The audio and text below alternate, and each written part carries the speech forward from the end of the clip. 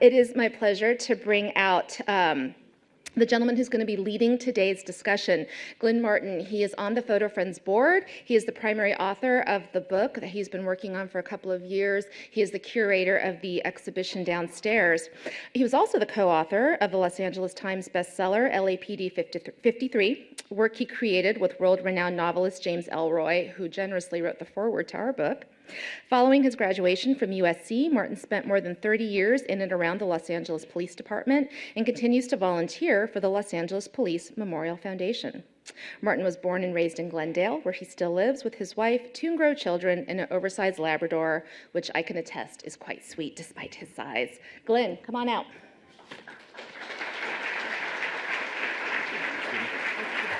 Let me talk about that. Thank you.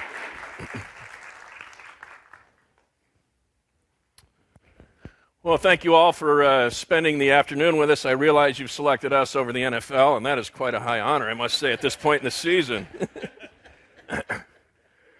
So I have the good fortune of looking at in front of me at what you guys are looking at behind me, and there's an awful lot of dope in that picture, and some of it's even on that table.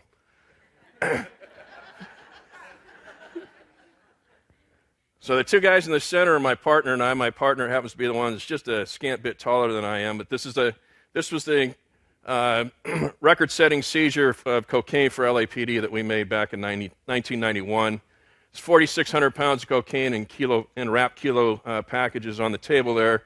A few months later, we seized an additional 5,400 pounds on a connected case. So the record still stands. My partner and I had 10,000 pounds of cocaine, and I'm here to tell you that every line of it made it into evidence. So, part of what we got to do here today is to dispel some of the myths about cops here. And no, cops don't have the best dope, because we had 5 tons of it, and I never saw any of it. Anyway, really, this is just my introduction. My time with the LAPD, I spent 20 years as a sworn member of the department. Worked all over the city in uniform, some notable specialized assignments, major narcotics, obviously, 3 years of vice, 4 years of terrorism, the rest in uniform in all parts of the city. Shortly after my retirement, I was recruited by the department to come back and run the Los Angeles Police Museum, which is a nonprofit separate and apart from the LAPD. It resides in the old Highland Park Police Station. I left there a couple of years ago.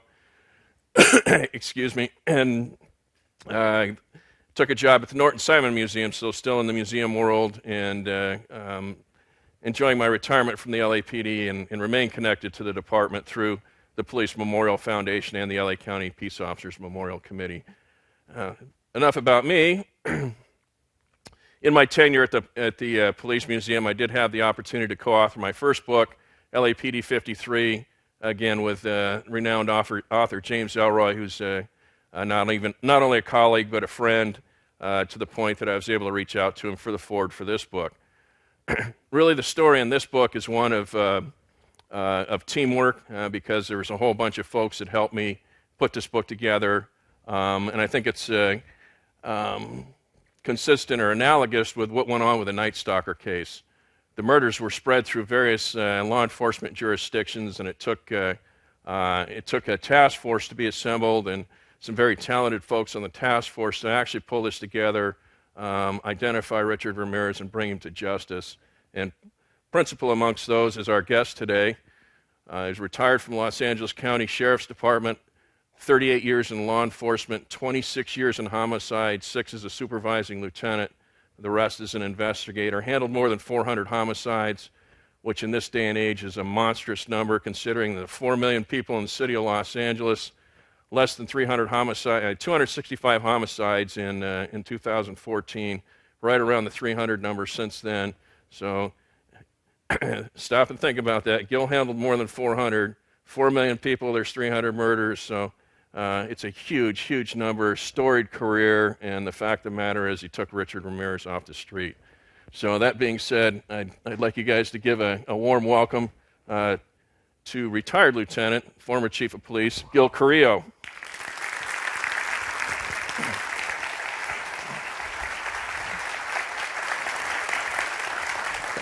Thank you, Glenn.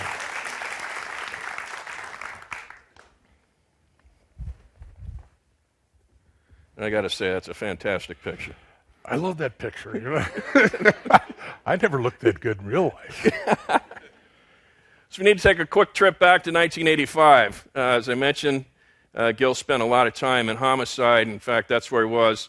This is the photograph. This is the day. Gil's leading Richard Ramirez, who's wearing the black Jack Daniels T-shirt. Is that from leading him out of Hollenbeck, right? That's right. Yeah. Right. Leading him out of Hollenbeck. Yeah, and there's a story behind that, but I think we better get to the main story here. I was working the Special Problems Unit, which was, we were deployed on various crime problems up in Hollywood. That's me at the end of the Blue Arrow in uniform. Again, the guy in the middle was my longtime partner. He's the one I worked major narcotics with. This is where we were in 1985. I was in Hollywood. Gil was already handling homicides throughout the county of Los Angeles. And really, this is what we were both doing. He was handling the investigative side, trying to close the net around Richard Ramirez. For us that were uniformed officers or plainclothes officers, just regular boots on the ground cops at the time, once Gil and his folks identified the pattern and put together the fact that this was these murders, the whole series of murders were the deeds of one human being, the police department, the Los Angeles Police Department, kind of changed things. For us, we were very restrictive on driving with our red lights and siren on, a Code 3 response in police parlance. When it was determined that this was the work of one human being, in particular, when the name the Night Stalker stuck with Richard Ramirez, they started dispatching calls Code 3. Sighting of a Night Stalker here, sighting of a Night Stalker there, sighting of a Night Stalker over here, respond Code 3. Well, as we know, none of those calls were true because it was a group of committed citizens in East Los Angeles that grabbed him, and despite all the dozens, if not hundreds of calls I responded to thinking it was a Night Stalker, in fact, for the final month, the August of '85, my partner and I were assigned in plain clothes riding bicycles through the Hollywood neighborhoods with uniformed officers as support. During the middle of the night, looking for open doors and windows, anything that could have been a target of the Night Stalker, and responding to burglary there now calls, pedaling our backsides off on bicycles. Gil, meanwhile,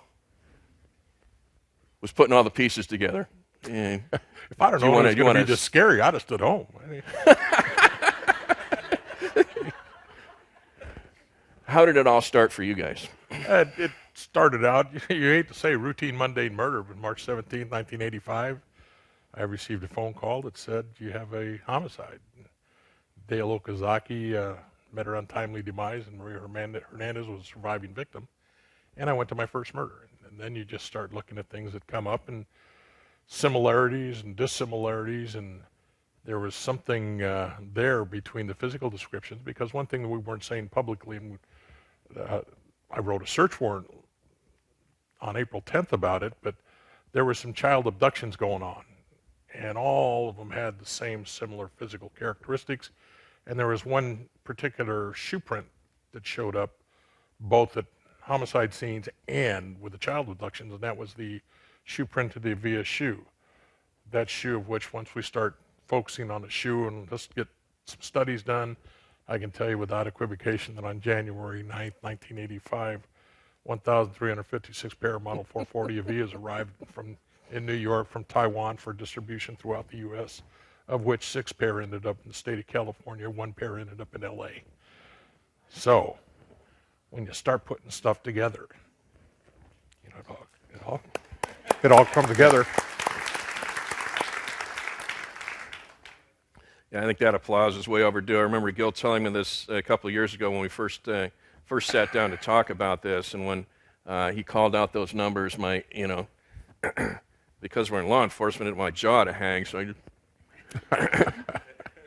I was duly impressed. So, and this is why, as he touched on the first murder back St. Patrick's Day, 1985, or first murder here in Los Angeles, I should say. And this is why law enforcement was mobilized, why Gil and his partners were in a task force configuration.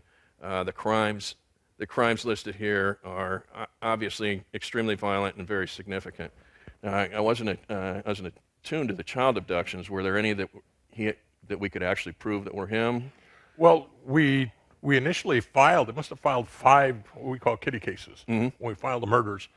And there was one in particular. It was a 6-year-old little girl from Arcadia that was kidnapped, abducted, taken down to a Skid Row hotel, and we were told about it. I was out there on the 28th of June because I had a murder out there.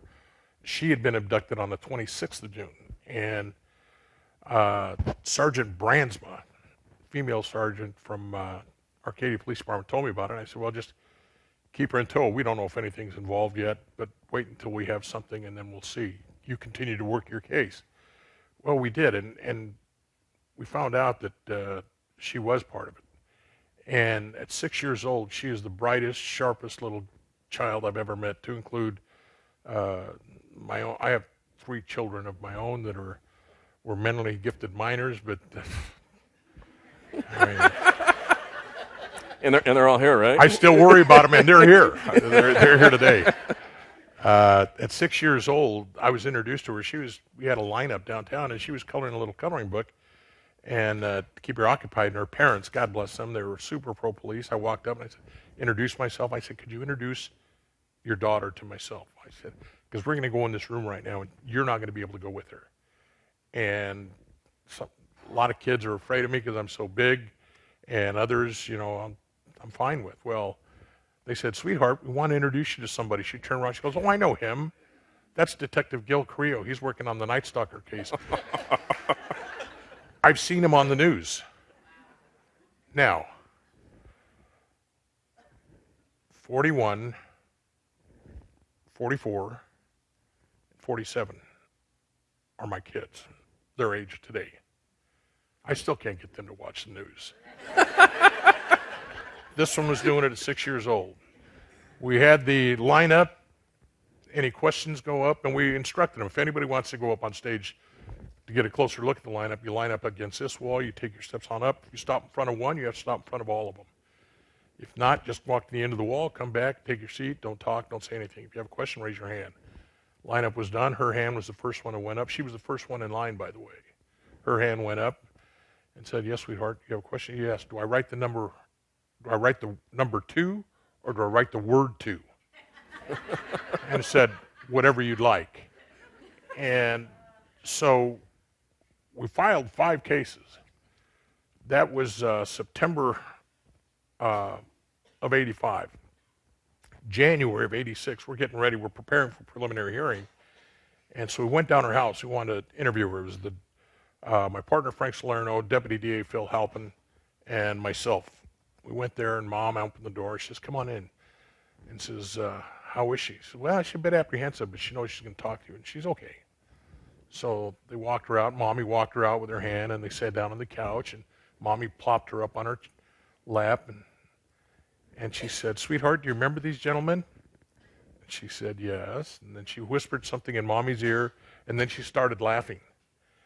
And she said, she wants me to let you know, pointing to me, she remembers you the best because you remind her of her teddy bear. I've never seen a tattooed teddy bear that's all buffed out with a rag on his head. He's a pretty mean-looking bear. So the DA asked her, in short, do you remember going to that theater with us that day? She says, yes. And she says, and I remember picking number 2. And he says, well, okay, why do you remember picking number 2 so much? Because we wanted to make sure somebody hadn't been priming her. And why did you pick number 2? She says, I knew it was him as soon as he walked out. But I knew how absolutely positive I had to be, how important this was. And I'll go to court and testify if it means keeping him locked up so he can't hurt any other little girls. Wow. Incredible stuff. It still bothers me. Yeah. I got up, I said, excuse me, and I walked out of the room. I walked to the kitchen. My partner, Salerno, lasted about 20 seconds longer than I did. The DA, he's an attorney, he's got no heart. No, he lasted about a minute, and then he came into the kitchen with us, and he just said, hey, fellas, what do you say we dismiss all the kitty cases? We've got enough with the adult murders. I said, fine, no need to put the kids through it, their families through it. It was all going to be eyewitness testimony. There was no evidence. of course, shrinks in the kid cases. In the kid cases. Then in 2010, right after I retired, I get a call from San Francisco. And they had found an old case from 1984. There was a 9 or a 10-year-old little girl, and they made Richard through DNA, which now, gave us the link. Yes, there's some physical evidence that he did do this. Wow. It's an incredible story. And Gil brings up some names, A, to familiarize you, 2, to recognize them, and 3, to thank them. Frank Salerno was Gil's partner. I believe it was Frank that selected you for this case specifically. No. Specifically, it was I answered the page. They called me and said, you got a murder. I had a regular partner, Jim Mercer, at that time. Right. And so after we had a couple of these things, and I started saying, hey, I think one man's doing this, then the captain put Frank Salerno in charge, like of a acting lieutenant in charge of a little group, see if there was something there to really follow up on. So Frank was Frank and Gil ran this thing. Phil Halpin and Alan Yokelson. Phil's passed away, if I remember correctly. Yes, Phil's passed away. And Alan Yokelson were the prosecutors on this case, which, since you've got the numbers in front of you, obviously a very, very complex case. This many counts, and I'm speaking from personal experience, this many counts, A, it's difficult to get filed with a district attorney, and B, it's very difficult to convince a jury that somebody's guilty of 28, 39, 53 separate crimes. These guys, Gil, Frank, Yokelson, and Phil Halpin, returned guilty verdicts on all of these counts. It's a phenomenal achievement in and of itself.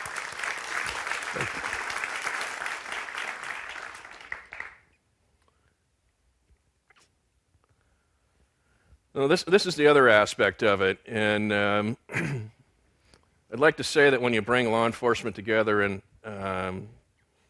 close proximity to one another with a common goal, that everybody plays well in the sandbox, but that's not necessarily the case.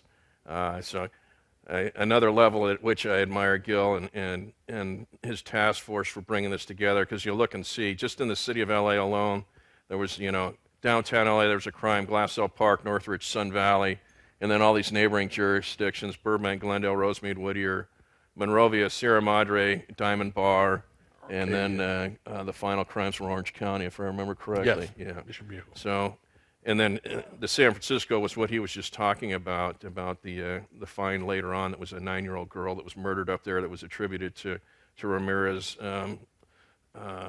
much after the prosecution and his incarceration.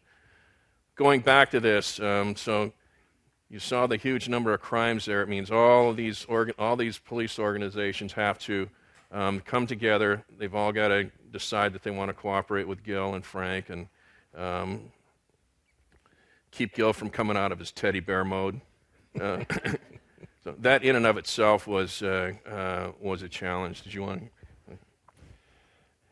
to share with them some of the difficulties that you face when something like this goes on? It's difficult because when you work with cops, everybody's got an ego.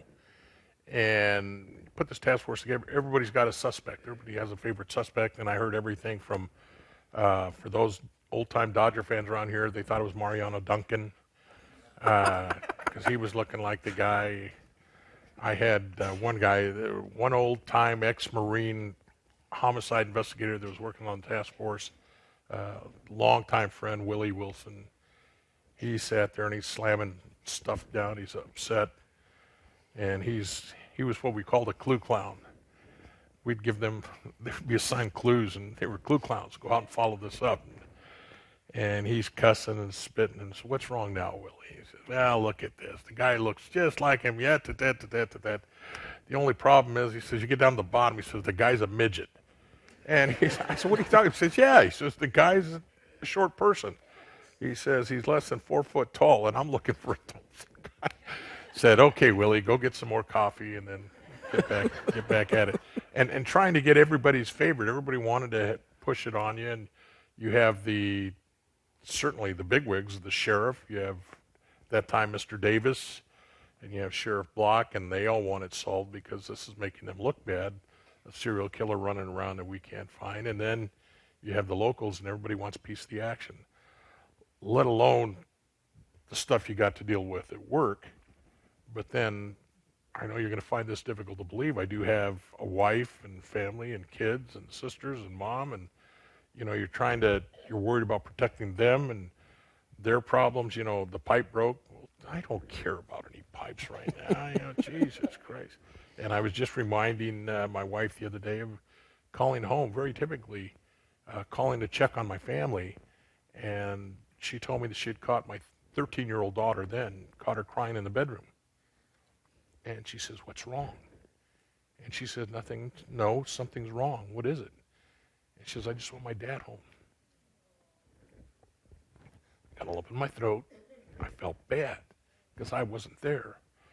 And I hung up the phone, and I wanted to beat my wife because how can you tell me this stuff right now? I got to concentrate on murders, and I'm hearing this, and it was really it was a tough road to go. Only because I had good friends, hard-working colleagues around me that allowed me to continue going forward. And what Gil's related is kind of the direction that we wanted to take with this particular book. There's an authoritative recounting of the crimes and whatnot. The book written by Philip Carlo. The name of it escapes. The specific name of it escapes me right now. Really, the focus of this was what these crimes did to the greater Los Angeles area and an entire region back in the summer of 1985. And as you can see, nobody was immune to it. The lead investigator's own family here had their concerns about it. It was a tough time for everybody, and that was our focus here with our interviews. Gil's here to talk about the important work that was done. But the contributors and the other folks that we spoke to in putting this together, it was just remarkable, A, of the recall of how rotten that summer was, and B, the things that they did that were out of the ordinary for them. Folks that would never own a gun or had never owned a gun before had purchased guns. People that had an outdoor dog that all of a sudden was barricaded in the bedroom with them. All kinds of things that went on that just turned the Southland on edge that year. When you mention about all the folks that you worked with, I'd be neglecting something. My father responded to the couple of the Keatings in the city of Glendale. He was in charge of the detectives at the time. Was this the centerpiece? Wow, that was kind of the nighttime burglaries. I mean, yeah, that was July the 5th. We were out there. And that was the Whitney Bennett residence. And we went inside, and we were called out, and I can remember laughing at my partner because we've been working. I mean, we must have got home about 3 o'clock in the morning. Now they're calling me up at 4 o'clock in the morning, and they're saying, "You got another one, it's up here, Sierra Madre." And I said, "All right." And they give me the information, and they said, "Well, she's not dead yet, but they want us to handle it, and she's going to die." And I said, "Okay, fine." And they said, "We'll go ahead and call your partner." And I said, "You better let me call him. He's not going to be happy, I know. He's the Italian stallion." And so I called him up, and I said, "Hey," and he hates being called Frankie. And I told him, "Hey, Frankie, we got one." And he says, "Gil, now's no time for your stupid jokes." I said, "No, Frankie, this is the real deal. We got one. You better get your paper and pencil. We got to roll." And he says, "Gil, I'm telling you, I'm tired. Don't be messing around." That's okay, Frankie. Tell you what, I'll give you the address. You show up if you want to. I'm going. I ain't got time for this. See you later, Frankie. Hope to see you at the party. And I hung up on him. Well, he showed up, and it was a real call. And we go out there, and it's about 11:40 in the morning. And Giselle Lavigny, who looks like she should be on Dragnet, has a little white coat on, the lab coat. And she had her hair in a bun. She's a criminalist. And she comes out of the bedroom, and she says, "Hey, fellas, found something maybe of interest to you. I think you got to come take a look at it." And so we walked into the bedroom, and there was a comforter with a bloody Avia shoe print on it. And it still gives me chills right now. I'm telling you. And I just said, "Kiss my patooters," or something like that. And he said, yeah, kiss your patooters. And we walked back out into the living room, and he says, okay, we've got us a serial killer. This is the serial killer, definitively. And called the captain up. He says, hey, it's definitely on, because now we can put that shoe print at various, all the way back to March 29th, and we can do it with the 10-year-old girl that was kidnapped out of Northeast Division. We could put it at a few places, and then the race came on. Then it was good. And we found out 2 days after this, we had found a partial bloody footprint at Mary Cannon's house in Arcadia, just a couple of miles away from this residence, and it was the AV also. So that's when, and we'd kept the press at bay. We had kept them at bay. They saw us on June of 28th at a residence, and they said, what's going on? Routine, mundane murder, that's all it is.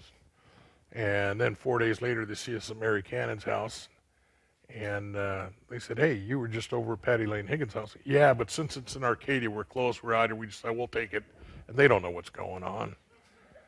And we didn't tell them about this one because you don't have to notify the press unless it's a murder. And so we didn't notify them about this one, so they didn't. And by the way, Whitney survived. She did not die. Oh. Just as a side note, her name is now Whitney Salerno. She got married to my partner's son. So with 3 handsome young men going to college, 2 of them are going to college now. But on the 7th of July, that's when the news media really gets involved, because they go out there and they say, hey, wait a minute, now we're back in the city of Monterey Park. And they're saying, hey, wait a minute. You guys are in Arcadia 2 days up there. You guys are here. They're catching up on things, and they know the serial killer. And that's when everything hit the fan. So it was tough. And perhaps you can tell us, and this is going back to direction that we were given working in Hollywood, and I've heard it too many times to count since 1985, and I heard it again here the other day. Was there anything to, and I'm sure some of the folks out there have heard it. Supposedly there was a profile to the, and I know you've heard it, to the residences that Ramirez selected, and it was a yellow house with white trim at the end of the cul-de-sac. Any truth to any of that? No. Yeah. News media was putting out, it appears that he's hitting yellow houses. Well, if anybody can remember during that time, everything was earth tones. So it was beige, yellow, it was very earthy. And Richard laughed later on when we spent time talking with him, good friends that we were. He says, that was probably put out by Sinclair Paints or something like that, just to get you to buy their paint and paint your house. But there was no truth to that. It was just all houses were like that. And he hit, they said, and he's hitting near freeways. Well, it's hard to find someplace in L.A. that ain't near a freeway. So they write whatever they can, whatever they want to. What did this do in terms of the coverage, and more specifically and more importantly, did this change anything in the way you approached your investigation? Not initially. I'm just an honest man.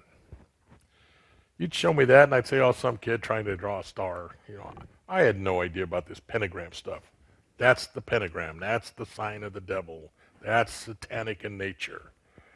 And I didn't know about it. I learned about it, but I didn't know about it then. So it didn't really mean much. And we didn't put out any Satan worship stuff at the time. Right. It wasn't until after. And it's funny because when I'm interviewing him, he gets his finger and he starts going like this on the table right in front of us. And I looked at him as he's doing. I said, go ahead and fill it in, Rich. And he says, what? I said, go ahead and fill it in, the pentagram. I said, that stuff doesn't bother me. That's only for you guys that believe in this stuff. Guys in the white hats always win, don't you know that? And he went, like he raced it.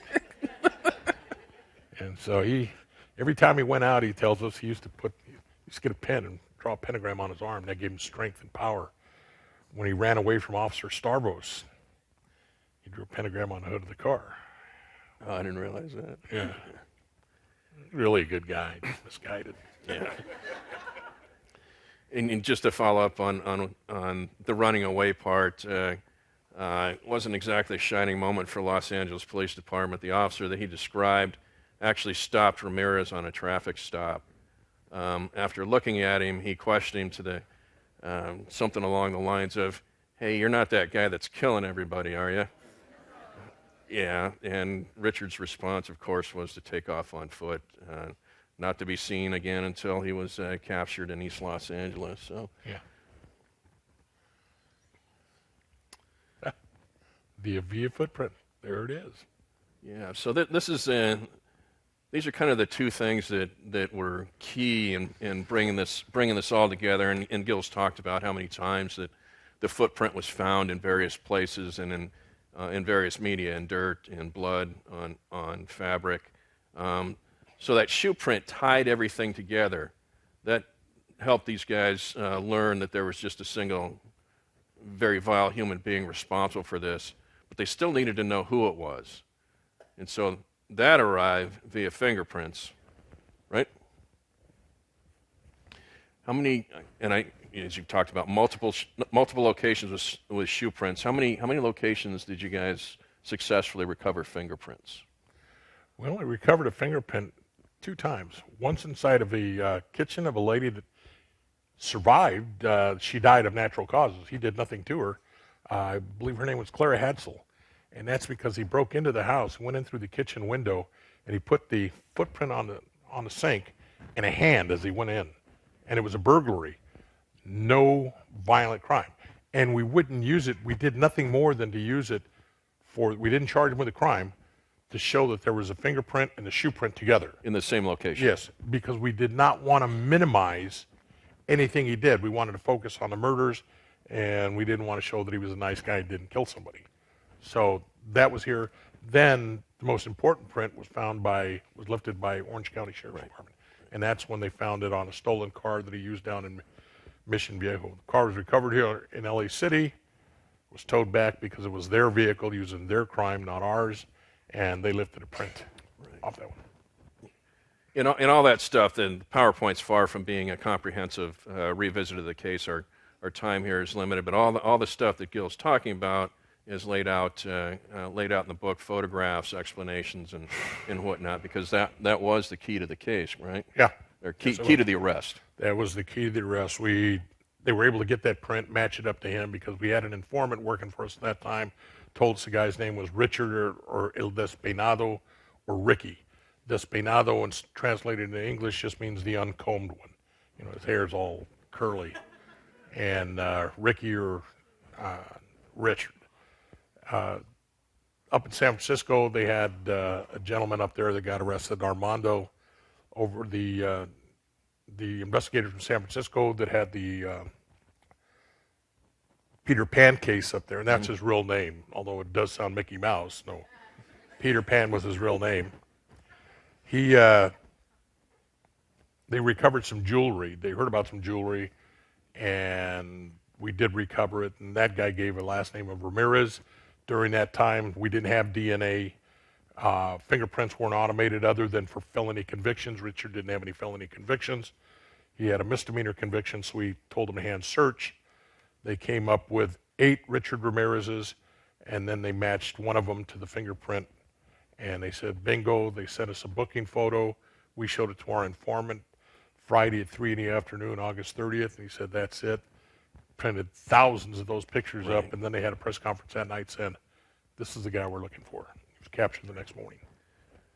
And the fingerprint, again, automation was just coming to the fingerprint system. That was hand carried to Sacramento, flown up to Sacramento? No, it went from San Francisco. I don't know how they got it there. From San Francisco Orange to County Sacramento. print? No. They had the name Richard Ramirez. Okay.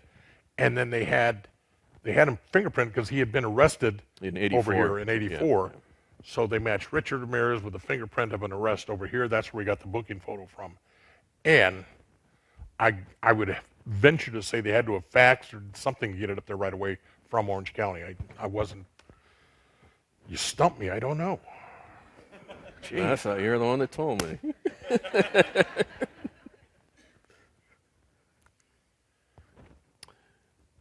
You know, this was in here as a cue so you could tell us how many pairs of shoes there were. The other purpose of this was, as you can see, just from a plain examination, that's just looking at the shoe, just how clear a shoe print that they were able to recover. Not all of them were this clear, though, were they? No, that was actually taken out of that was a plaster cast. We had a pretty good one off of Joyce Nelson's house, and that was dust lifted.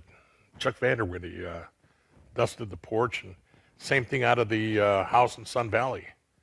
Okay. Got it out of there. Nice porch type stuff. Yeah. Came out good. The rest of the plaster cast, you could see it, but and then Mary Cannon's house, she'd stepped on a rug, brand new rug, and we cut it up, took a hunk out, and had it code 3 down to the crime lab. They took pictures of it. 3 days later, we find out, yes, with the right lighting, it's in the via footprint cast right in before the pile had raised up. And that's kind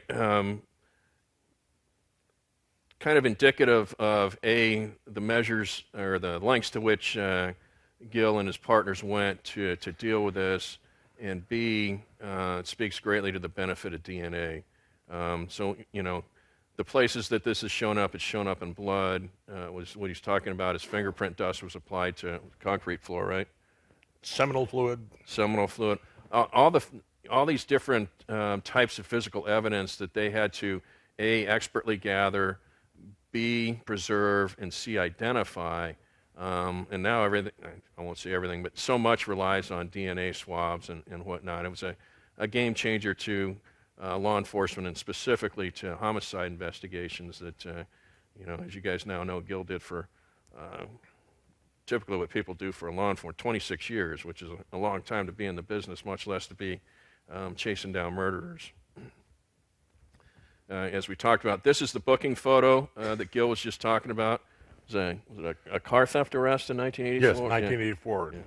Arrested right downtown L.A. because he was in a stolen car. And the informant told us he was arrested in a stolen car downtown. We just misdemeanor conviction, couldn't find it. Right. We didn't have a real name. I'm assuming this was a plea, if it was a misdemeanor? Yeah. Yeah. So, yeah, he gets arrested for a felony, which is, grand theft auto or driving without an owner's consent, but he goes to court and they let him plead out to a misdemeanor, which, you stop and think, well, how big a deal is it? Well, Gil touched on it in one of the things he mentioned. How big a deal? It meant that his fingerprints didn't go into the automated system. So, arguably, you could probably make an argument that the first time they came across the print, had he pled to a felony or gone to trial and been convicted of a felony, he'd have been, yes, correct? He'd have been identified earlier. And now now everything's automated. But right. Back then it wasn't. We just ride in on our horses, get off, dust off our boots. So this is kind of where it came to an end.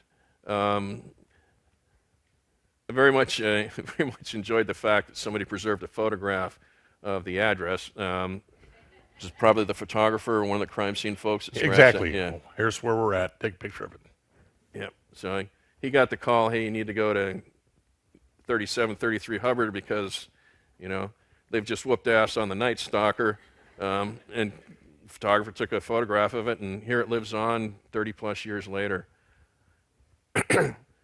Initially, it was the sheriff's deputies that responded, took him into custody, and then the Blue Meanies came across the street.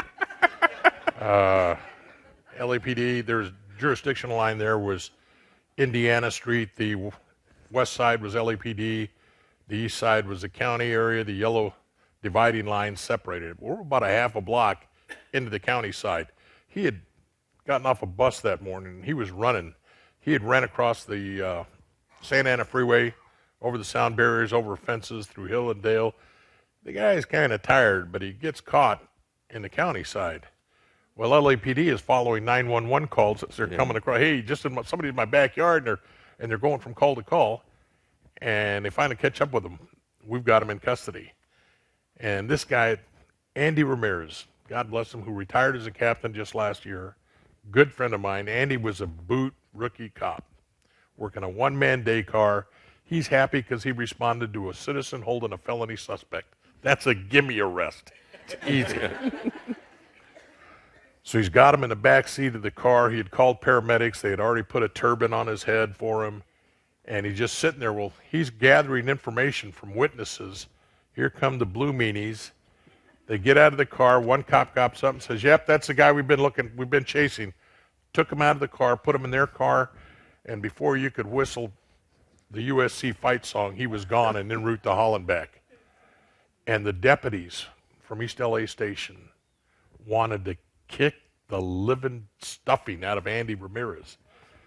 How could you let the biggest arrest of the decade go to the blue meanies? He was our arrest.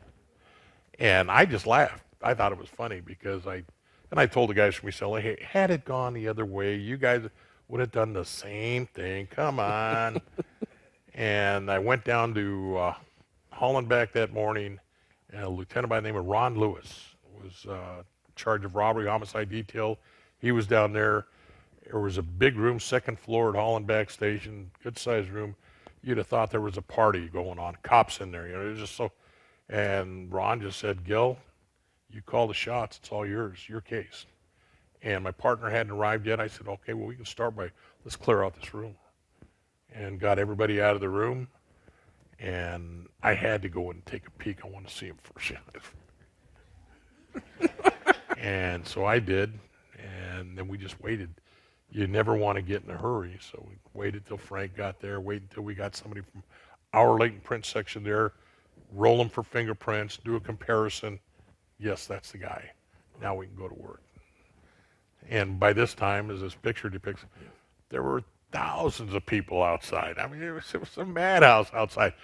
And then somebody passed the word that they were going to kill him when he came out. And so myself and LAPD detective Paul Tippins we were the keepers of the guns. We've got guns. Our partners are in the back seat with Richard.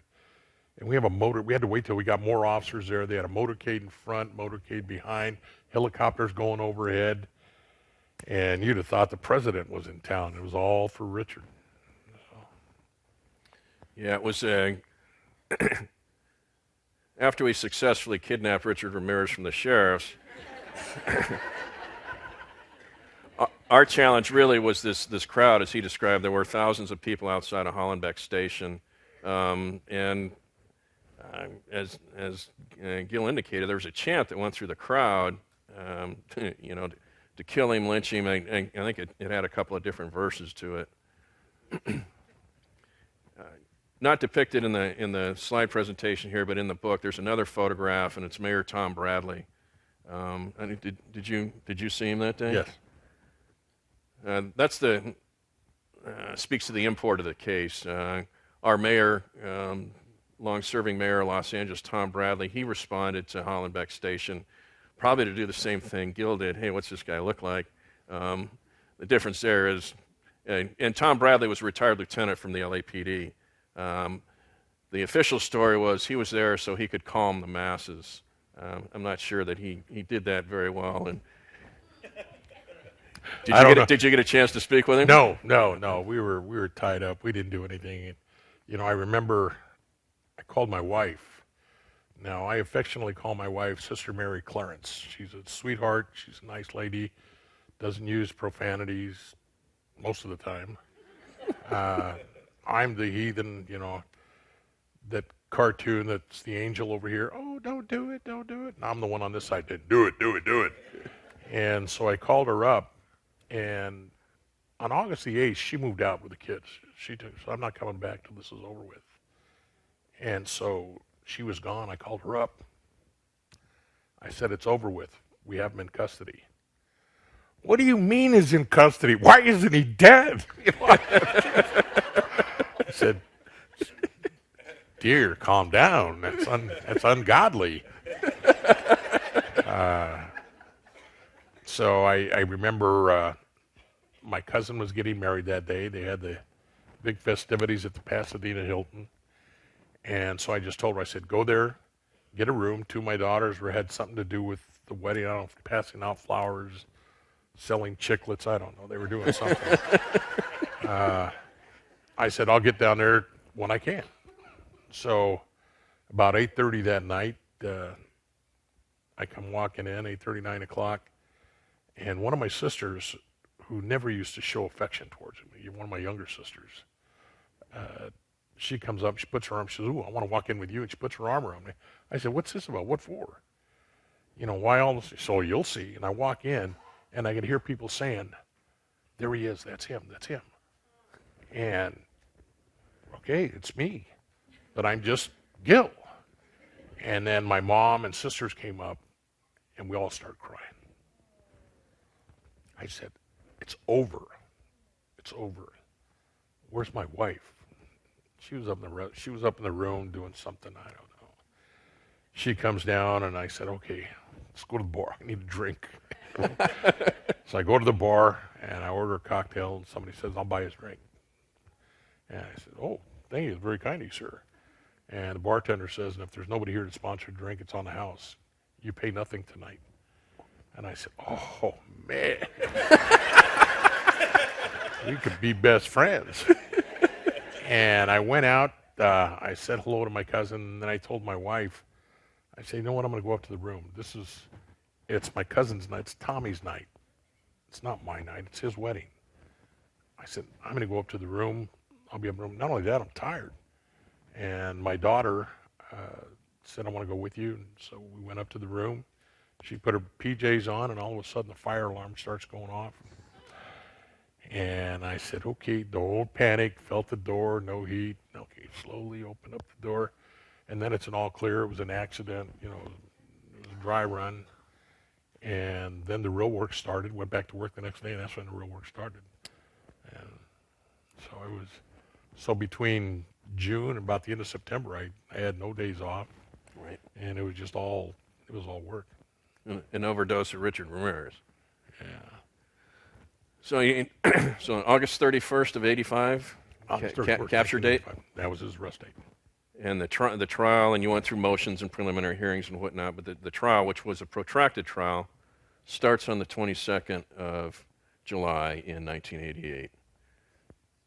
You guys went in, obviously, very prepared, and as you've talked about, very selective about the counts that were filed. Can you share with us what it was like? And, you know, I haven't sat in the IO seat for a long periods of time. I never sat there for almost a year and a half, but let these folks know what it's like when your life is court, which for an investigator is high stress because you don't want to come out of there a loser. And when you've got 50-some counts, what was it like sitting in the IO's chair every day? Very boring. You know, you listen to everything, you listen to every word, right. And everything you're doing, it's very, very intense. You have to pay very close attention to everything, take notes, and then when you're done with today, everything you've done today, you're just prepping for tomorrow. So it's a long, laborious thing. My wife and one of my daughters that's here today, sitting right here in the front row, they went to trial. They've never done anything. You know, my work is my work, and they just, with all the hoopla, they wanted to see what it was like to go to trial. Just got them in. They went and sat there, and that was the day that one of our victims took the stand, and she cried her heart out. The defense counsel said, isn't it true, the only reason you can pick my client out today is because you've seen his picture in the paper right after it happened? And she said, no. And she started weeping, openly crying, said, no, I am a Shiite Muslim. And I went into, she went into hiding for 40 days and 40 nights. She went into seclusion, 40 days, 40 nights, no television, no radio, no newspaper, no nothing. I know it's him because he did it. You did this to me. Why did you do it to me? You took my child's father. You took my husband. He was my friend. You didn't have to do it. I gave you what I had. And it was gut-wrenching. Everybody, including the judge, was crying. And then she stopped and she said, I apologize to the court. Back in where she was from, she was a medical doctor. And so she composed herself and said, I apologize. And he said, would you like to take a recess? She says, no, we must continue. And she went on. So it's some very compelling stuff. Trial. Everything was done. Where the real tension comes in is when you're waiting for a verdict. Every day you're waiting. What are they going to say? What are they going to do? We'd had our problems. I believe one juror died. They found her in her apartment, and they had to dismiss some jurors. And so now you're just waiting, and then the day comes in. And when they announced verdict on count 1, and I knew once they announced that verdict, the rest of them were going to come in. And I remember going home that night, later that night. I got home, I went to bed. I had never cried as an adult male. And I got in bed, and I started crying like a little baby. I started crying. And my wife just leaned over and said, it's okay. He was with you. I missed my dad. I wished he could have been there on this day. I know he'd have been proud. So it was good. And then I went to sleep, didn't get in trouble, didn't get yelled at. It was all good the next morning.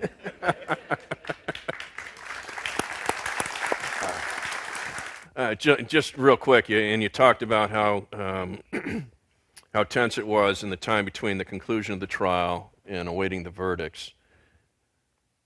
Ramirez churned through defense attorneys during the course of those 4 years, and at one point I think he wanted to defend himself.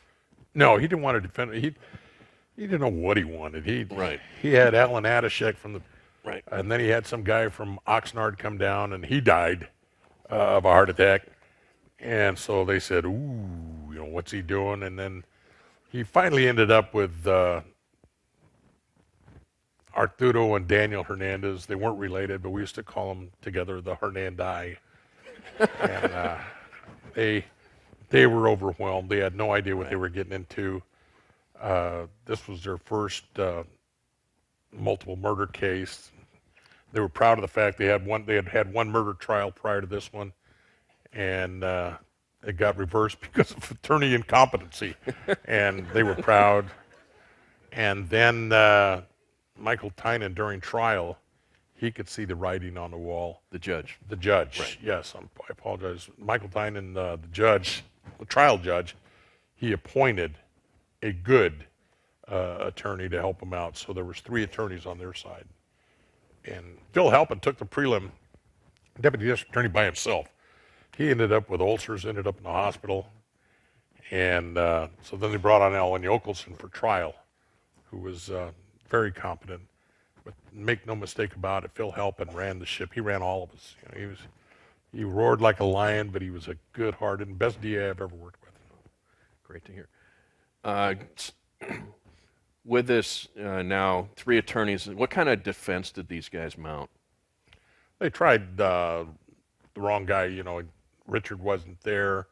Then they tried taking apart the investigators, and they couldn't find a weak link. Their attorney did some documentary, and the attorney that was assigned to help me says, we were trying everything there was.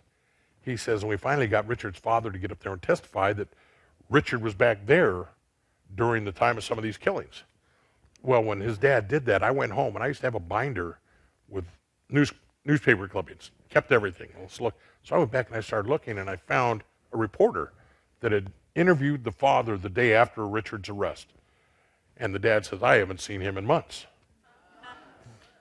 So I immediately called up El Paso, Texas. Hey, I'm looking for this reporter. I said, oh, he's no longer working here.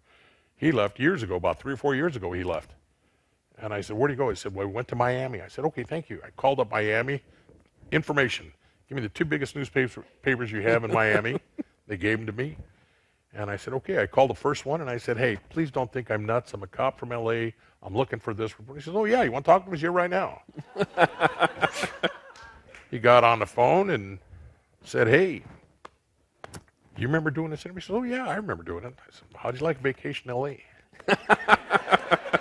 So we brought him out here, and then he got up there as a rebuttal witness. Right. And it just blew Daddy right out. You know, Ray Clark was the other attorney. defense attorney, and Ray Clark says, hey, they just blew us out of the water. These guys were good. They did everything right. And you take luck over skill any day, you know. So well, I'm going to submit that wasn't luck. But this was part of where I was going with this is the tense moments waiting between waiting during jury deliberation and the workload, massive workload to put the case together. Trial starts, and the work just continues. And Gil just touched about it, because somebody gets on a witness stand and says something, they've got to work to refute it. And in this case, and I'm here to tell you from a professional standpoint, that wasn't luck. This is a guy that knew what he was doing, and B, a guy that wasn't going to give up here. So it's a great story. What do you think about his vacation in L.A.? I don't know. Everything was business, you know. It's just business. You know, I will share a funny with you, though, as a result of this. We went back to do some homework because the father said he had been back there for a baptism, and we knew where he worked. So I said, okay. So I called up a buddy of mine from El Paso, and I said, hey, we need to go out there. The guy's name was Dwayne Johnson, Donald. Called up Dwayne Johnson and said, we need to go out there. This is what we're looking for. Can you have things ready for us? So we flew into El Paso, and he picked us up at the airport, and he says, okay. He says, you wanted the dad's work records. He worked for the railroad. Yes. And I said, okay. And you wanted to find out if there had been, yes. Okay. We already went to the church. Yes, Richard was there. We've got all the records. We got that. And what about dad's? He says, all his records are back in L.A. So today is Friday. How long are you guys going to be out here? Well, we got to be back by Sunday night. He says, okay. You want to go to the hotel first, or would you like to go wet your whistle first? They had done all the work for us, and it was a nice weekend. As nice as it can be in El Paso. That's right. Hey, I tell you what, they have I'll call it a restaurant because bar sounds too tough. On Sunday morning, they open up at 6 in the morning with cocktails and menu, though. It doesn't get any better than that for people like me.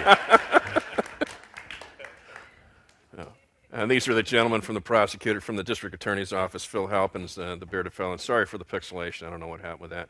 Alan Yokelson was the co-prosecutor. And this is probably the most important part of it.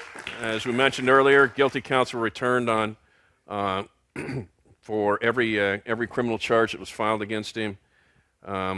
He was sentenced to death.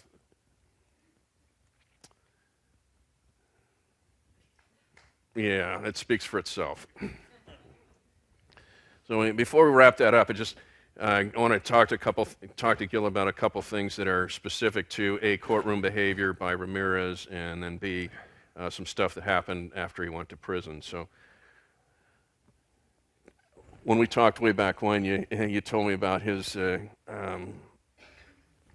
behavior when he entered the courtroom, held in a jail cell adjoining that's adjacent to the courtroom, and then there's a big wooden door that they pass through. I think the photograph with the bailiff may have shown it. When he walked in the courtroom, what did he do? When he walked in the courtroom, the first thing he'd do, depending on what courtroom we were in, he'd walk in, and if in fact he's walking to the table this way, the judge would be over here, the audience would be over here. He'd walk in and he'd scan the audience looking for good-looking women. He'd pick one out. That's the one he was going to look at. He'd go face the judge. Now when it's time to recess for him to get up, everybody had to remain in their seats, and he'd get up and just smile and stare and give her winks, whatever he wanted to do, and he'd walk out. You want me to tell him about the attorneys? Yeah. Okay. So one day, sitting there at counsel table, testimony's going on, the bailiff says, hey, phone's for you. So I get up and I go sit next to the bailiff.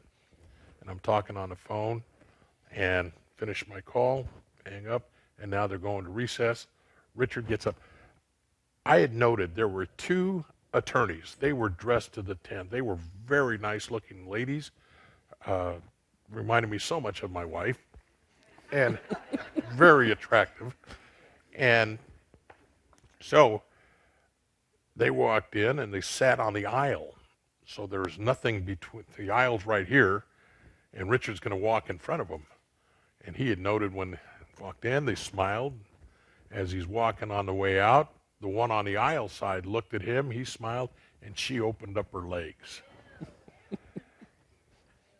Ew, on you. I wanted to go into custody. She did that and blew him a kiss, and I'm saying, holy Jesus. And I went back and I told my partner, I said, hey, I want to get arrested. Is this what goes along with the territory? I mean, there were all kinds of women that would go in there to look at him, and some very ugly, some very attractive. But these were, you'd think they were smart, you know, business attorneys. And maybe she was just joking with him. I don't know. But, oh, terrible. Yeah, and there was one other behavior that I thought was very curious, and it turns out that it was associated with Richard's business aspirations, his sunglasses. Well, that he wanted to wear. He didn't want to take off his sunglasses, and he left them on.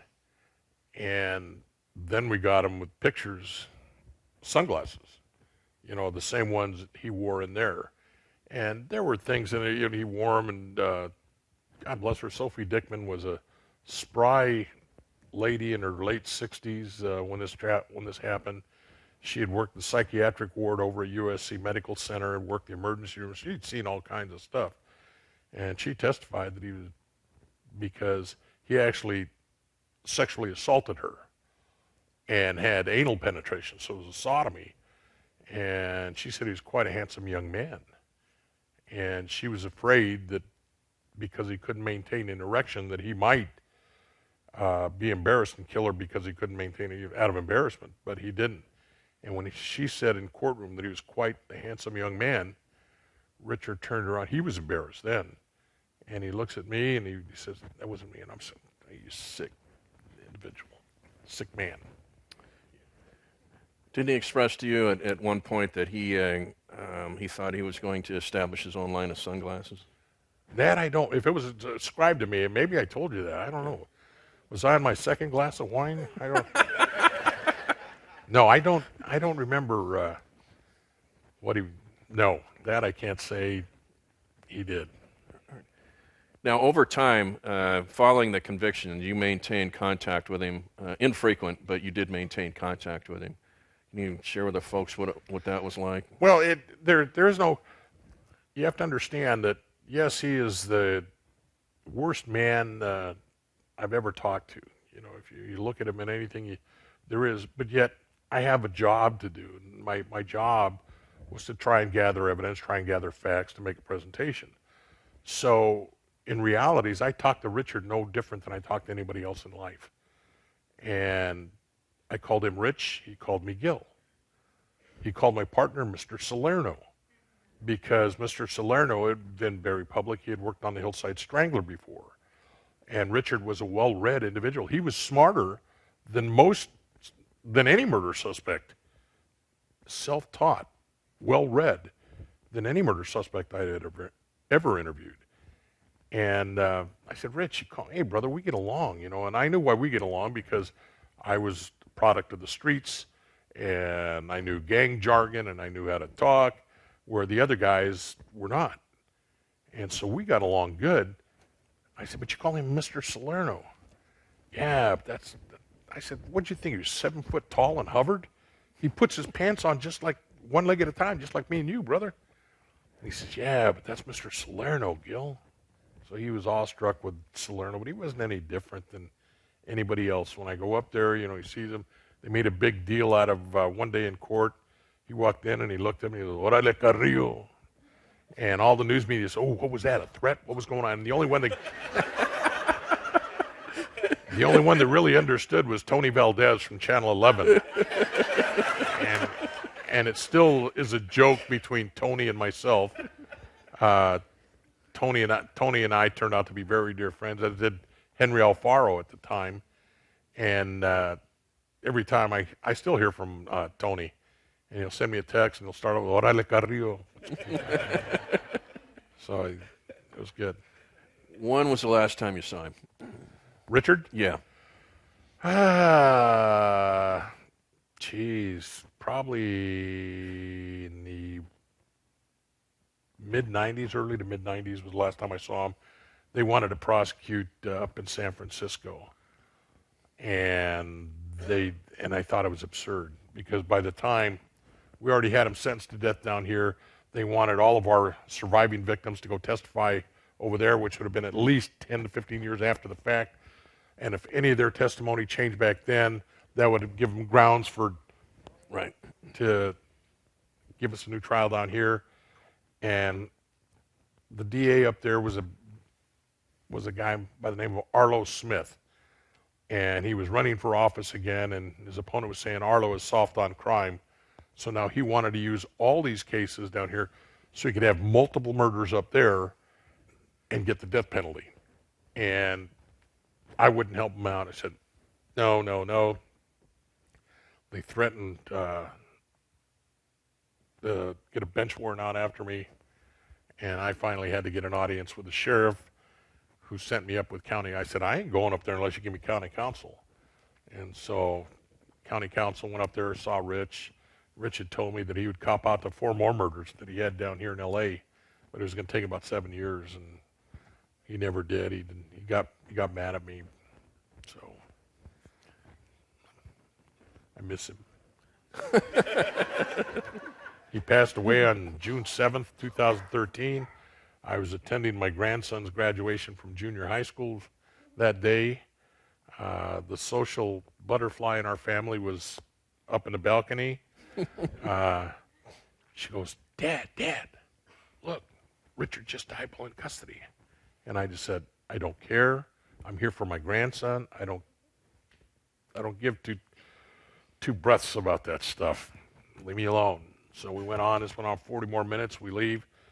As soon as it's over, I looked at my phone. I had a ton of messages on there. And by the time I got home, within an hour after I got home, I had Channel 7, Channel 2, Channel 5. They had a bunch. They were all down my house looking for what did I think? I just think he lost his appeal.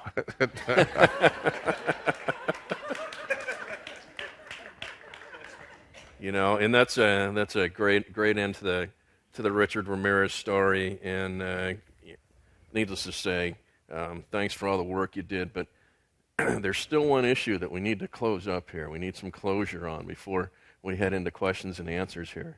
Can you let him know what happened to his pair of shoes? What happened? Yeah, I'll tell you what happened. Getting upset. We were talking about San Francisco. Mayor Feinstein and Oliver Infinite Mayor back then Feinstein and all of her infinite wisdom. We went up to San Francisco and we showed them the Avia footprint because they had the murder up there, Peter Pan murder, and we went up there to take a look at it. And we showed them some stuff. And they said, "This is not for public consumption. We're looking for. We have a car. We have these shoes. We need these things, and this is just for your cops. This is not for public." By the time we got back to L.A., we walked into the old Hall of Justice, and then as we walk in, our information bureau, or the news media section, was right there. And they said, "Hey, fellas, come on in here. Take a look at this." And it's Mayor Feinstein with our shoe prints, with the car, with a caliber gun, and what we're doing. And I remember I was so upset. And we walked upstairs to our office, and I finally just said, "Forget this stuff. Let's go down to Yimi Lou's." It was a local church down in Chinatown. And so we went in there, and our captain was in there, and we're crying the blues. You know, we need to do something. You know, you got to stand up to this lady. And, you know, something's got to be done to stop this stuff. And the sheriff's got to know about it. And the sheriff was at some kind of parade in Antelope Valley, a big parade for them out there. And so the captain says, "All right, I'm out of here. I got to go. You guys be careful." He called up about 30 minutes later, and he says, "You guys stop drinking, get something to eat, and be back here at 7 o'clock tonight." So we went back. The sheriff had come in and called for a press conference. And I won't tell you what he said off camera, but the bottom line was, he says, if she doesn't shut her trap, I'll embarrass her. And so he put it out to all politicians to please leave it alone. And then we went back into his office, and he said, well, fellas, how did it go? And then my only response was, you just put a smile back on two otherwise tired and let down cops. We're ready to go back to work tomorrow morning, boss. So it's the way it was. She did it. But I'm not angry. Did you ever find out where those shoes wound up? Yeah. Richard told us he threw them off the Golden Gate Bridge after he heard they went public. And a gun. So some of obviously we talked about the biggest evidence in the case unnecessarily got tossed because of some indiscretions, let's put it that way. So we now know what happened to Richard. We know what happened to the shoes. Gil's been nothing but accommodating and fascinating in my estimation. So I want to open it up to questions.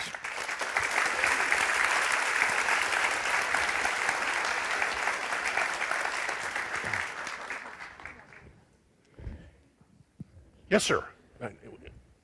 We need to get a microphone to him real quick. I apologize.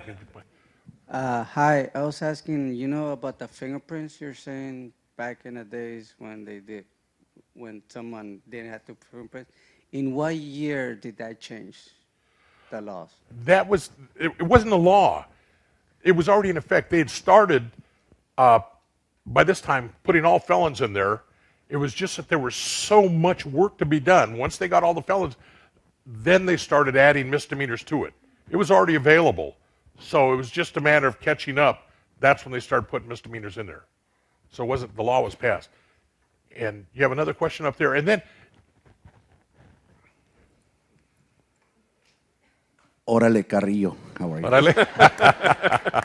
Órale. In your time with Ramirez, did he ever show any sign of remorse for what he did? Excellent question. He showed remorse on two different occasions. He asked us to send his apologies to Whitney Bennett, the teenagers that lived. He also, the only time he actually showed remorse and he's talking to us, he kidnapped a girl out of Northeast Division. She was 10 years old at the time, took her, sexually assaulted her, and she survived. All the kids around here all survived. And he told me later that his only concern was, because he had been to that house once before, and the night that he took her, a little puppy got out. And he felt bad for the puppy. Here is right.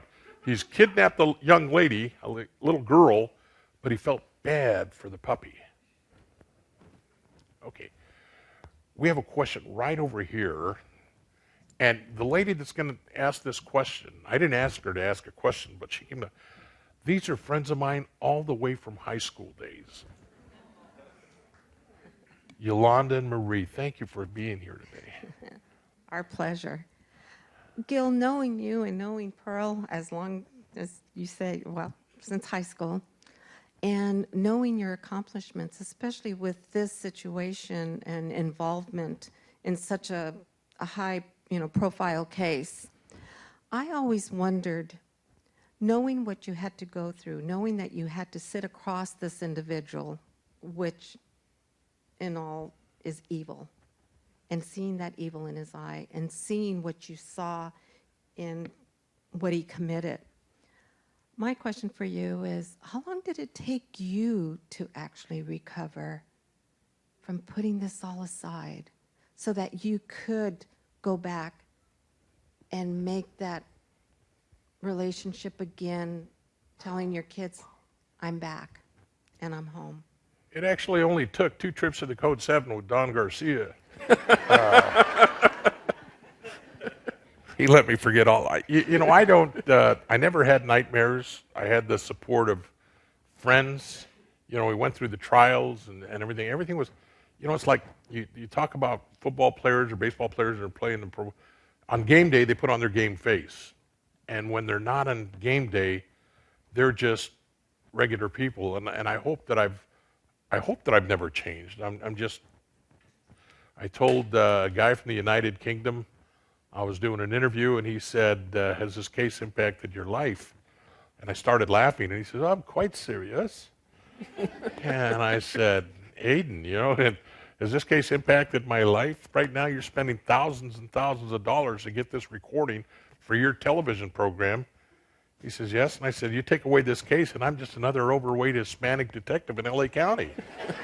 I see there is no difference. So with the support of friends and my family, of course, and there's only been a couple of times in all the years that I really have had nightmares about Richard. And so I keep telling my wife I hit her. I thought she was him.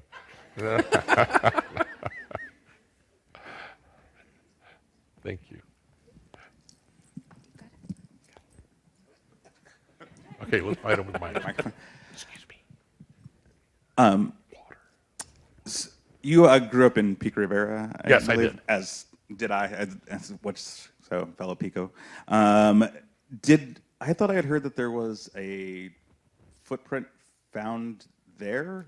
Is that true? There were two cases in Pico, neither one of which got much publicity because it was just Pico. No, just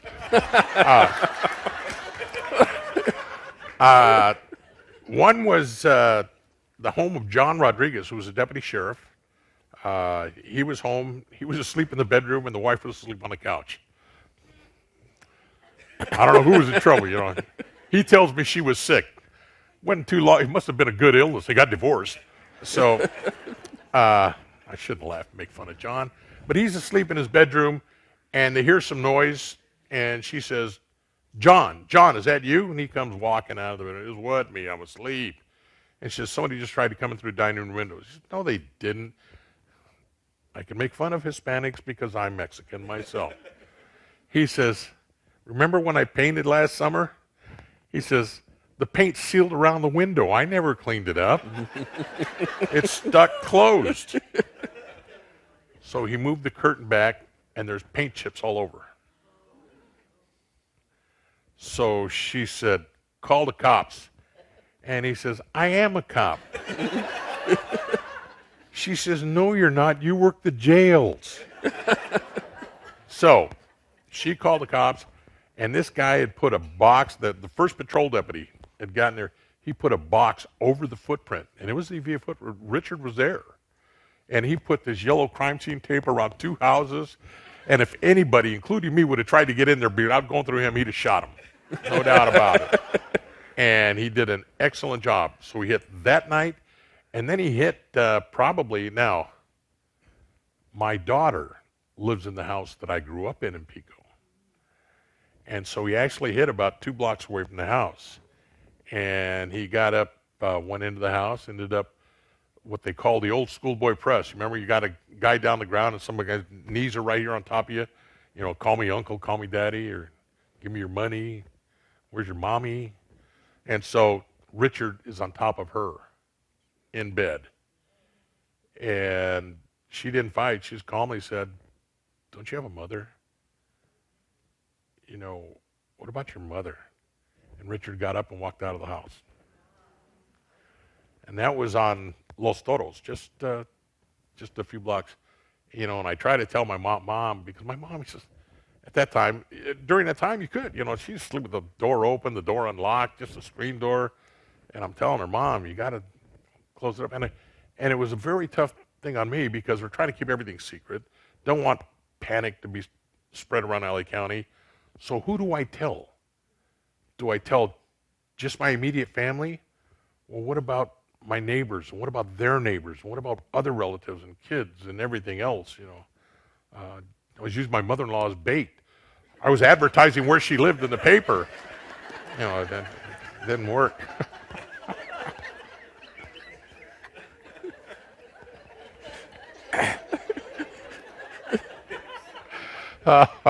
I just say that because my wife's here. Hi, I'm Emily, and I produce the Totally Weird Los Angeles podcast. And we cover a lot of true crime stuff here in the context of Los Angeles. But one of the questions that I'm curious about is, are there other crimes out there that are quote-unquote unsolved or unprosecuted that you feel were committed by Ramirez? We looked at 8 different cases that we didn't prosecute, but there was insufficient evidence to say, even in my mind, that he really do it. There's some similarities, there's some stuff, a lot of things that are out there.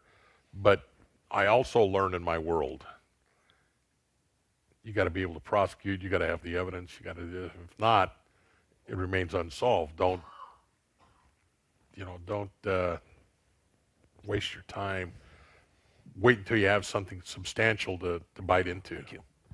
Thank you. Hi, I'm Terry.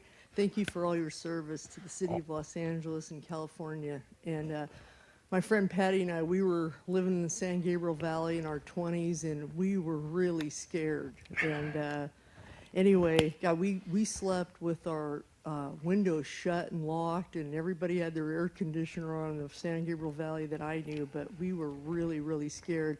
The question I have is, how did he pick out his victims? He would, if you, not so much today, but during that time period, if you drove around at night, people had, hot summer night, had their shades open, screens there, and lights on the inside, so you could see what kind of people lived there. He used to literally lust after Asians. You talk about Asians, he goes, so he lusted after Asians. And he would see as he's driving by who looks like they've got good booty. Not this booty, but stuff to steal. So it was a sexual thing driving him, and had to have good stuff. So he'd go, and then he'd go back later that night. Had nothing to do with houses. He didn't pick any poverty-stricken areas, lower income areas, because he knew that they'd probably be awake and drinking and kill them if they got them. And plus, they didn't have the good stuff, because all the good stuff was hawked to buy more booze or dope, whatever they wanted to buy. Oh, yes. Hi, I have a question regarding, I'm sure there was a mental health diagnosis that they try to use, before the trial, or did you ever hear of one, and if so, did you agree with it, or do you think it was just part of?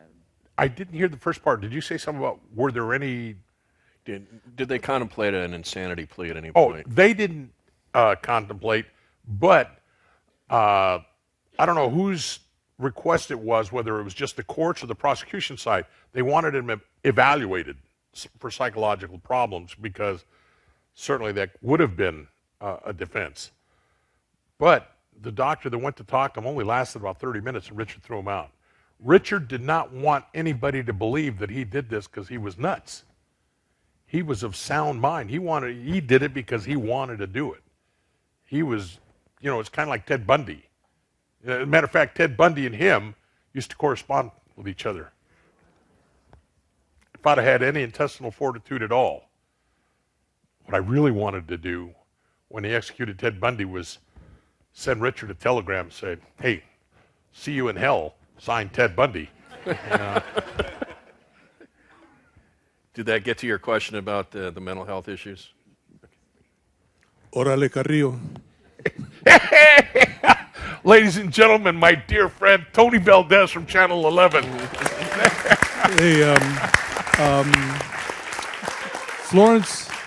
Florence Cooper's courtroom. It's the arraignment. And he says, "Hail Satan." Hail Satan. What was your reaction? What do you remember about that moment? Pendejo. He said, "Hail Satan." He put his hand up. He had the pentagram right here. We were able to shove that right up the backside because we used that. We showed the pentagrams in our case, on one of the lady's legs and on the wall from the Monrovia case, that he had it right there. It didn't mean much to me. Just thought he was showboating from the time we talked to him. He had an ego, and he told us the very first time, he said, "Hey, Gil," he says, "I got an ego that'll fill this room." He was an articulate man. Like I said, he's smarter than the average killer. great to see you. I didn't even... Was the jury seated when he came in and did that? No, that was just time for arraignment. It was arraignment that's court right. when he went in. Yes, ma'am. Oh. Sorry, I forgot they got to get the mic to you. Okay, I wondered, did you get any pushback from the families related to the kid cases when you decided to drop them? Was there any pushback, or was it mostly relief? No, they were relieved. There was nothing at all. In 2010, after I retired, I was going to meet my wife camping locally in Benelli Park, and up there at East Shore. And when I got there, she said, "My God, what's wrong?" I mean, I had been crying because I got a phone call from Homicide Bureau. Said, "Hey, there's a lady who would like to talk to you. Here's her name. Here's her number." And I called her up, and it was the 6-year-old's mother. And she had seen Channel 2, which was unheard of at the time. Channel 2 did a 4-minute and 28-second segment airtime on my retirement. And I mean, I was only Gil Carrillo, lieutenant. I mean, you don't get that. And it was there, and they talked about this case, and I talked about, without mentioning any names, how that young lady brought tears to my eyes. And she was such a beautiful young lady. And however, I never wanted to follow up on any of the kids' cases, none of them, because it would have broke my heart if I'd have found out that they had psychological problems later on in life. I just prayed and hoped that they grew up fine. Well, it's her mother. And she said she had seen the piece, the family had seen the piece, and they were just so happy because I was like their family member. She said, "You treated my daughter so good. You treated her as if she were your own." And every time we'd see you on the news after that, at a murder scene, everybody had run to the TV and see you. We followed you, and you now know. I said, we didn't want to follow up because I want to make sure she was okay. And I heard from Arcadia that she was grown up to be good. She was doing Greek dancing. And she says, well, she's done real good. She's married. She had twins. Her and her husband were now both physical therapists down in the San Diego area. And so we were both crying on the phone. It was such an emotional moment.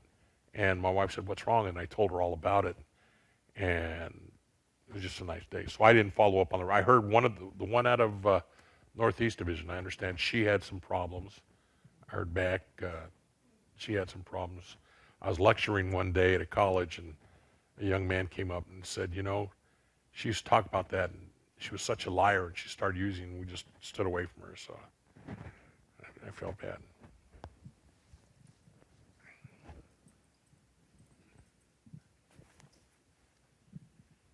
Hi. The father apparently perjured himself in court. Yes. Did anything happen to him because of that? No. He perjured himself. He was the guy's dad, but hey, the bottom line, we were victorious, and we really didn't care. Perjury's a tough one to he could have said, hey, you have to have intent to perjure, and he could have just said, I made a mistake. It wasn't worth the time. And personally, I work murders. I don't care about that little stuff. But we didn't do anything with it. Yes, ma'am. Did you interview any of his family members, or what did they have to say? I didn't. We had a couple of investigators go down to Texas to talk to them, looking for recovered stolen property. I went up to the mother and sister, and I introduced myself to them when we were getting ready to start trial by then. And I introduced myself to them, and I said, if you ever have any questions you feel like you want to ask me, feel free to ask me. I will never ask you one question about your son or your brother. I know you love him, and that's where you should be. But if you have any questions, don't hesitate to contact me. I also suggest if you want to contact me, maybe you ought to speak with their attorneys first, with his attorneys. They may advise you don't do that, and I don't want to step on anybody's toes, but I'm here if ever you need me. Richard told me later on that some locals down in El Paso were giving the family a hard time, And so I called up my friends in El Paso. I said, hey, keep an eye on them. They had nothing to do with this. And Richard had said he'd have copped out to everything if he could have just figured out a way to lay it on his mother.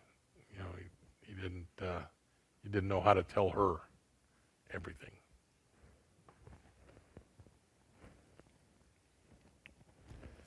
We got time for just one more. I'm sorry, we'll take yours as well. I was just wondering if you can add any context to how he was finally caught by the people, how they recognized him. I understand that they beat him once they captured him. Well, let's dispel the myth right now. Phil Carrillo in his book and on a documentary he did, Phil was a dear friend of mine. He passed away a few years ago from Lou Gehrig's disease. But he says these people got him and beat him, and they didn't even know who he was. What happened was, per our informant, we knew that he liked to hang around the Greyhound bus depot, which at that time was at 6th and Los Angeles. So we put cops all around 6th and Los Angeles. We put on we asked LAPD for assistance, and we asked them for their SIS team, which is a special group of people. And Richard was a very dangerous and wild man. So they set up all around, and they had undercover people inside the bus depot. And the informant told us, hey, Richard will make you guys. You know, trust me, you guys can look dirty, but your teeth aren't rotten, you don't stink, your hair is clean. You know, so you got to look like a Belker from that old Hillside Blues or whatever. Hill Street Blues. Hill Street Blues, you know. I guess you got to look like Belky. And so Richard, what we didn't know, we expected him to come walking into the bus depot. He came in from Arizona because he had gone to look for his brother in Phoenix, come back on a Greyhound. Greyhound went in, and as soon as he got off the bus, started walking in the terminal, there's too many people around here, something's wrong.